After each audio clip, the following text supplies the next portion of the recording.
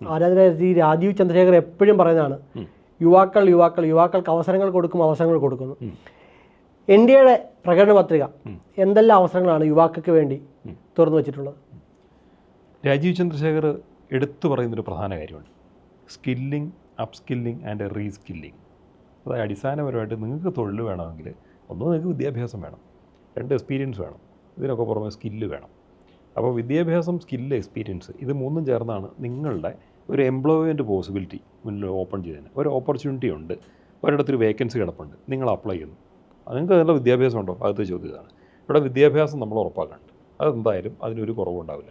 സർവകലാശാലകൾ, പുതിയ സർവകലാശാലകൾ തന്നെ നമ്മൾ ഉദ്ദേശിക്കുന്നുണ്ട്. കായിക സർവകലാശാലയും പോലീസ് സർവകലാശാലയൊക്കെ പുതുതായിട്ട് കൊണ്ടുവരുന്നുണ്ട്. ഇപ്പോൾ ഉള്ള സർവകലാശാല തന്നെ സൗകര്യങ്ങൾ വർദ്ധിപ്പിക്കണം. അതിൻ്റെ കാര്യം എന്താ? അപ്പം +2 തൊട്ടിട്ട് നിങ്ങളെ ഒരു തൊഴിലധിഷ്ഠിത രീതിയിലേക്ക് മാറ്റുക എന്നുള്ളതാണ് ഉദ്ദേശിക്കുന്നത്. അപ്പോൾ സ്കില്ലിംഗ് എന്ന് പറഞ്ഞാൽ അവിടെ തുടങ്ങുകയാണ്. ശരിക്കും പറഞ്ഞാൽ നിങ്ങൾ ഡിഗ്രി ലെവലിലേക്ക് വരുമ്പോഴത്തേക്കും അത് അതിൻ്റെ അടുത്ത തലത്തിലേക്ക് പോകും. നിങ്ങൾ ഡിഗ്രിയൊക്കെ കഴിഞ്ഞ് ചെല്ലുമ്പോഴത്തേക്കും നിങ്ങൾക്ക് തൊഴിലുണ്ടോ? അവിടെ നിങ്ങൾക്കൊരു ഇൻറ്റേൺഷിപ്പ് അല്ലെങ്കിൽ ഒരു അപ്രൻറ്റീസ്ഷിപ്പ് ഒരു കമ്പനി റെഡി ആയിട്ടിരിക്കുകയാണ്.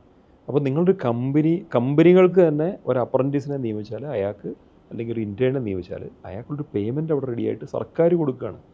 അപ്പോൾ തൊഴിലധിഷ്ഠിതമായിട്ട് കമ്പനി സംസ്കാരത്തെ മാറ്റുന്നു, വിദ്യാഭ്യാസത്തെ മാറ്റുന്നു, ഇത് തമ്മിൽ കണക്ട് ചെയ്യാണ്. അപ്പം നിങ്ങൾ പഠിക്കുമ്പോൾ തന്നെ നിങ്ങൾ സ്കിൽഡായിട്ട് മാറുന്നു.